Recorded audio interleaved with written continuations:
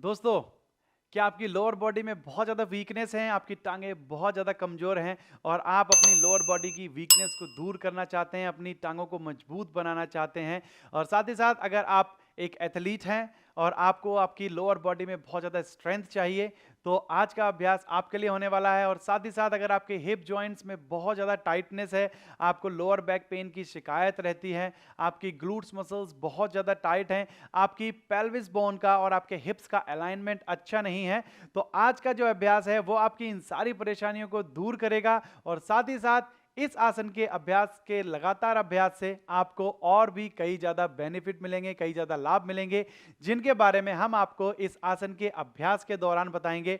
तो दोस्तों, मैं अतुल मिश्रा सिद्धि योगा में आपका सभी का स्वागत करता हूं।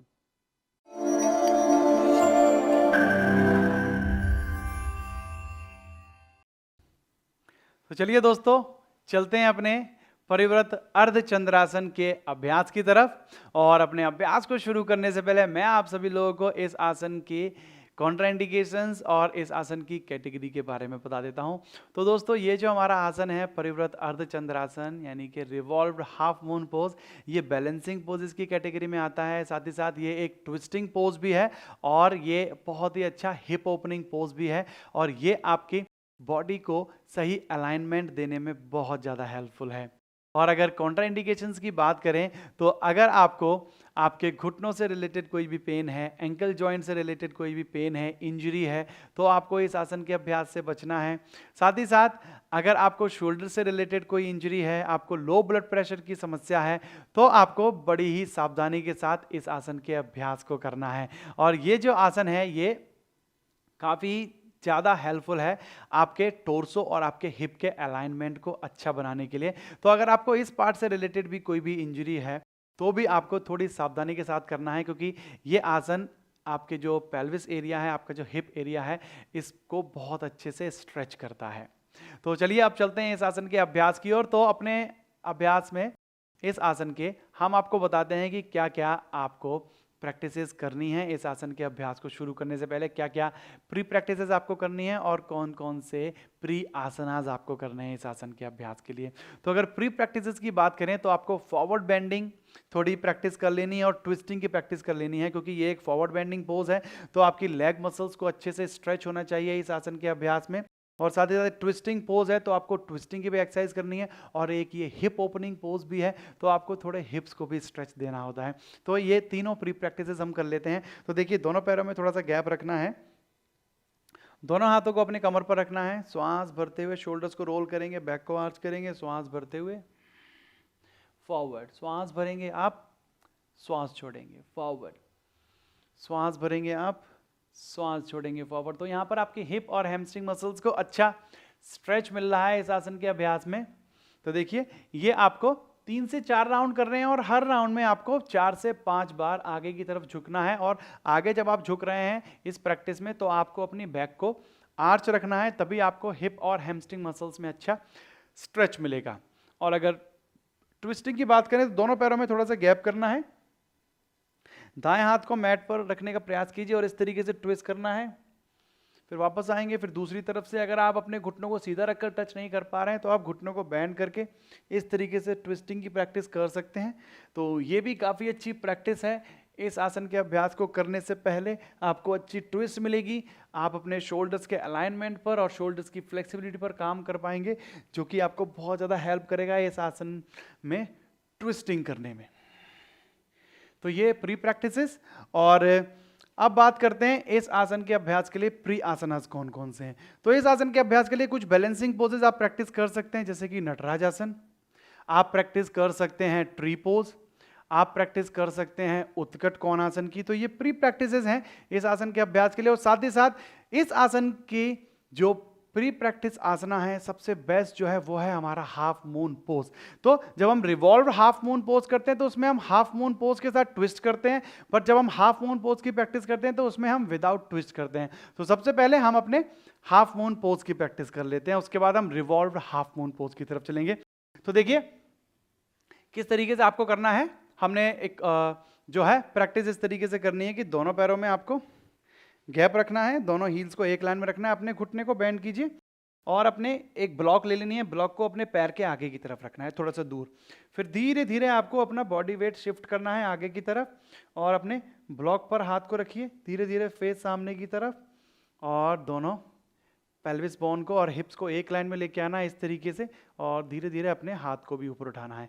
तो ये हाफ मून पोज है, ये आपको बैलेंसिंग इंप्रूव करेगा, क्योंकि ट्विस्टिंग जब हम करेंगे, रिवॉल्व्ड हाफ मून करेंगे तो बैलेंसिंग थोड़ी और हार्ड हो जाएगी। तो पहले आपको यहां पर बैलेंसिंग का ट्राई करना है, ठीक है। तो आपको दोनों ही तरफ से इस आसन का अभ्यास अच्छे से कर लेना है थोड़ा सा। वेरी गुड, दाईं तरफ से कर लिया, आप बाईं तरफ से करते हैं। बैलेंस पर थोड़ा काम कीजिए, क्योंकि ये बैलेंसिंग पोज है तो बैलेंस थोड़ा सा हार्ड रहता है इस आसन में, और जब आप ट्विस्ट करेंगे तो थोड़ा और हार्ड हो जाएगा। तो इसलिए पहले without twist half moon pose की प्रैक्टिस करते हैं, तो आपकी लेग्स की स्ट्रेंथ भी बढ़ेगी और आपका बैलेंस भी इंप्रूव होगा। वापस आएंगे धीरे से। तो इस तरीके से आपको प्रैक्टिसेस करनी है जो मैंने आपको बताई हैं वो सारी, और आपको बहुत ज़्यादा हेल्प मिल जाएगी, आप पूरी तरह से प्रिपेयर हो जाएंगे अपने इस आसन के अभ्यास के लिए। तो अब चलते हैं अपने रिवॉल्व्ड हाफ मून पोज यानी कि परिवृत अर्धचंद्रासन के अभ्यास की तरफ। तो पहले हमें चाहिए होगी हमारी योगा ब्लॉक और साथ में हमें चाहिए होगी वॉल। तो आप सभी लोगों को वॉल के पास जाना है और अपनी ब्लॉक को अपने हाथ में रखना है। हम लोग पहले ब्लॉक के साथ और वॉल के साथ प्रैक्टिस करेंगे, क्योंकि वॉल हमें हेल्प करेगी आपकी बैलेंसिंग के लिए और ब्लॉक आपको हेल्प करेगी आपकी अलाइनमेंट को सही रखने के लिए, ठीक है। तो देखिए कैसे करना है, आपको दोनों पैरों में गैप करना है, ठीक है। उसके बाद ट्विस्टिंग के लिए आप करना है कि जब आप हाफ मून करते हैं तो आपको इस तरीके से टर्न करना है। आप वॉल के साथ इस तरीके से हाफ मून की प्रैक्टिस कर सकते हैं बैलेंसिंग के लिए, ठीक है। और जब आपको ट्विस्ट करना होता है तो आपको किस तरीके से करना है, आपको इस तरीके से वॉल के पास खड़े होना है, अपने किसी भी एक शोल्डर को टच कर देना है। तो जो शोल्डर आपका टच हो रहा है, यानी कि आपका राइट साइड का शोल्डर अगर टच हो रहा है तो आपको लेफ्ट लेग को आगे लेके आना है, ठीक है। और लेफ्ट लेग को अपने घुटने से बेंड करना है और ब्लॉक को अपने थोड़ा सा आगे की तरफ। अगर आपको यहां लगता है कि ब्लॉक की हाइट थोड़ी कम है, आप टच नहीं कर पा रहे हैं, ठीक है, तो आप चाहें तो इस तरीके से ब्लॉक को थोड़ा और हाइटेड कर सकते हैं, तो आप आसन के अलाइनमेंट में थोड़ा और ईजी हो जाएंगे, आपको बहुत ज़्यादा प्रेशर नहीं डालना पड़ेगा बॉडी पे, ठीक है। तो आपको इस तरीके से ब्लॉक पर हाथ रखना है, ठीक है, और धीरे धीरे आपको अपने बाएं पैर को, अपोजिट लेग को ऊपर उठाना है और धीरे धीरे बॉडी को ट्विस्ट करना है यहां पर इस तरीके से। और अपने पहले दोनों शोल्डर्स को एक लाइन में, जब आपको लगता है कि आपके दोनों शोल्डर्स एक लाइन में आ गए हैं, दोनों घुटने बिल्कुल सीधे हो गए हैं, आपका जो बायां पैर है उसके अंगूठों और उंगलियों को बाहर की तरफ रख सकते हैं या फिर अंदर की तरफ रख सकते हैं। अगर आप बाहर करेंगे तो आपको एंकल में स्ट्रेच फील होगा, अगर आप अंदर की तरफ प्रेस करेंगे तो आपको काफ मसल में स्ट्रेच फील होगा। दोनों ही तरीके से आप कर सकते हैं। अच्छे से ट्विस्ट करना है, आपके दोनों शोल्डर्स को एक लाइन में लाना है, वॉल की तरफ पुश करना है, फिर अपने बाएं हाथ को इस तरीके से आप सीधा कर दीजिए और अपने बाएं हाथ के अंगूठे की तरफ देखना। तो देखिए काफी अच्छा ट्विस्ट मिलता है, आपके हिप के स्ट्रेच पर काम हो रहा है, आपका जो एक हिप है वो स्ट्रेच हो रहा है, अनदर हिप जो है वो कॉन्ट्रैक्ट हो रहा है। तो देखिए जब आप इस आसन के अभ्यास करते हैं तो आपके एक मसल की, एक हिप की जो मसल्स हैं वो स्ट्रेच होती हैं, अनदर हिप की मसल्स हैं जो कॉन्ट्रैक्ट होती हैं। तो आप अच्छे से स्ट्रेच भी कर पाते हैं मसल्स को और कॉन्ट्रैक्ट भी कर पाते हैं। तो काफ़ी अच्छी प्रैक्टिस होती है आपके हिप की फ्लेक्सिबिलिटी को बढ़ाने के लिए, हिप की टोनिंग को अच्छा करने के लिए। वापस आने के लिए क्या करना है, पहले अपनी गर्दन को सामने की तरफ, फिर अपने बाएं हाथ को वापस लेके आएंगे, फिर अपने दाएं पैर को वापस लेके आएंगे। तो इस तरीके से आपने दाएं पैर के साथ प्रैक्टिस किया। जब आपकी फ्लेक्सिबिलिटी थोड़ी और अच्छी होती है तो आप चाहें तो एक ब्लॉक के साथ भी कर सकते हैं, ठीक है। तो एक ब्लॉक के साथ जब करते हैं तो आपकी फॉरवर्ड बेंडिंग थोड़ी और अच्छी होनी चाहिए। देखिए इस तरीके से हम कर रहे हैं तो यहाँ पर फ्लेक्सिबिलिटी थोड़ी और अच्छी चाहिए। जब आप यहाँ प्रैक्टिस कर रहे हैं वॉल के साथ तो देखिए आपका जो पैर नीचे है वो वॉल से थोड़ा दूर रहेगा, बहुत ज़्यादा क्लोज नहीं रखना है। ये वाला पैर आपका वॉल के पास रहेगा इस तरीके से, और आपका जो ankle joint, knee joint, hip joint है ये यहाँ पर एक लाइन में रहेगा और दोनों हाथों को इस तरीके से एक लाइन में रखना है। तो आपको दाएं पैर और बाएं पैर दोनों के साथ आपको वॉल और ब्लॉक के साथ प्रैक्टिस करनी है पहले, जब तक कि आपका अलाइनमेंट सही नहीं हो जाता है, जब तक कि आपके दोनों घुटने बिल्कुल सीधे नहीं होने लगते हैं। स्टार्टिंग में अगर आप प्रैक्टिस कर रहे हैं तो आप पाएंगे कि आपका घुटना बेंड हो रहा है, आप सीधा नहीं कर पा रहे हैं, आप बॉडी को ट्विस्ट नहीं कर पा रहे हैं। तो जब तक आप प्रॉपर इस अलाइनमेंट में ना आ जाएं तब तक आपको वॉल के साथ ही और ब्लॉक के साथ ही प्रैक्टिस करती रहनी है, ठीक है ना। ये बात ध्यान रखिए, आपको बैलेंस अगर जब तक आपका अच्छा नहीं होता है तब तक आप अपनी बॉडी को अच्छे से ट्विस्ट नहीं कर पाएंगे। तो जब भी आप इस आसन का अभ्यास कर रहे हैं, अगर आप विदाउट सपोर्ट कर रहे हैं, विदाउट वॉल, तो जैसे ही आप अपनी बॉडी को ट्विस्ट करने का ट्राई करेंगे, आप बैलेंस नहीं बना पाएंगे। तो इसलिए बैलेंस आपका तभी बनेगा जब आपके हिप मसल्स अच्छे से स्ट्रेच होंगे, आपकी ट्विस्टिंग अच्छी होगी, शोल्डर्स की फ्लेक्सिबिलिटी अच्छी होगी और आपकी लेग्स की स्ट्रेंथ अच्छी होगी। तो ये जो आसन है, इसके लगातार अभ्यास से आपके शोल्डर्स की फ्लेक्सिबिलिटी इंप्रूव होती है, आपकी हिप्स और ग्लूट्स को अच्छा स्ट्रेच मिलता है, आपके हिप्स और ग्लूट्स को अच्छा कॉन्ट्रैक्शन भी मिलता है, आपके पेल्विस बोन को एक अच्छा अलाइनमेंट मिलता है, आपके हिप्स को अच्छा अलाइनमेंट मिलता है।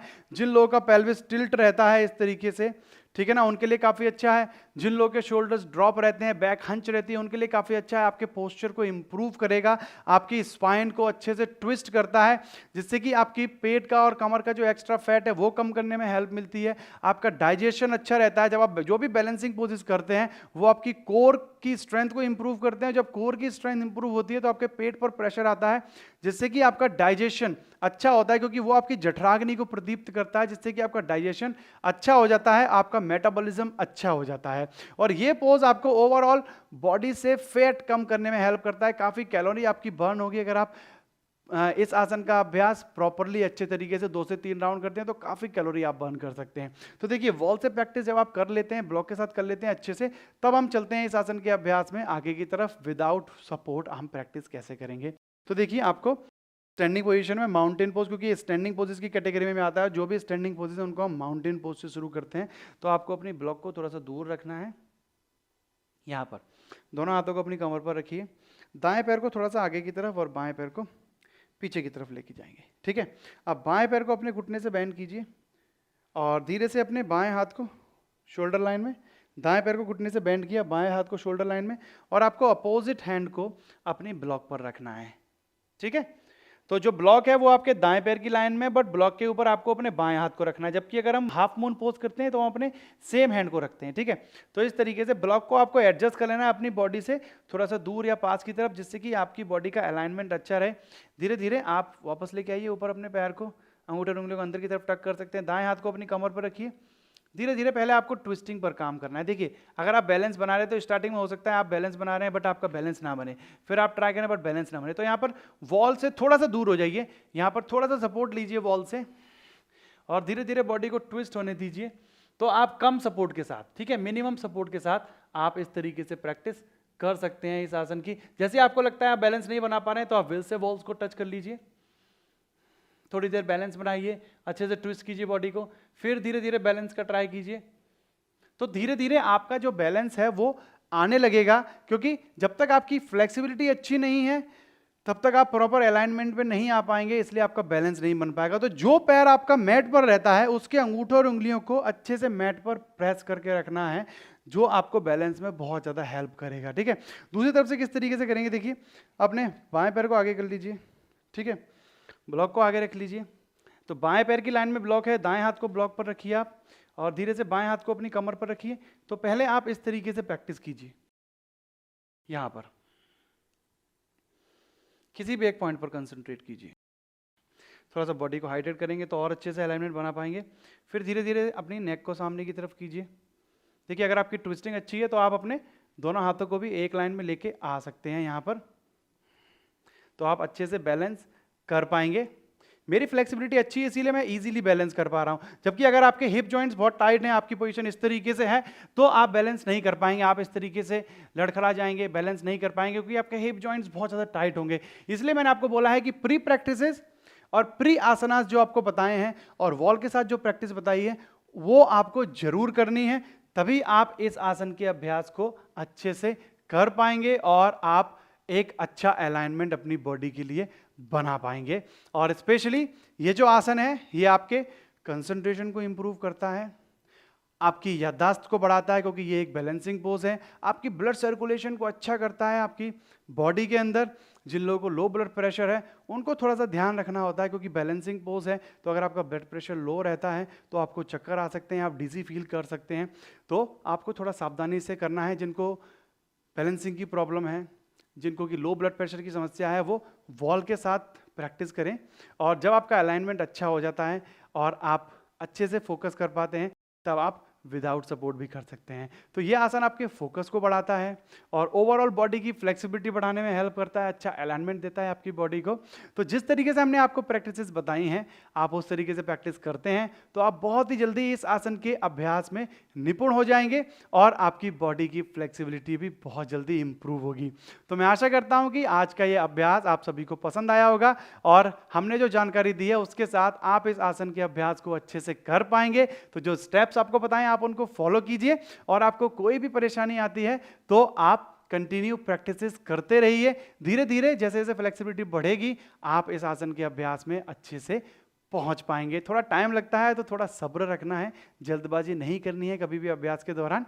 तो आप सभी लोग कीजिए अपने परिव्रत अर्ध चंद्रासन का अभ्यास। हम लोग मिलते हैं आपसे अगले अभ्यास में, तब तक के लिए नमस्कार।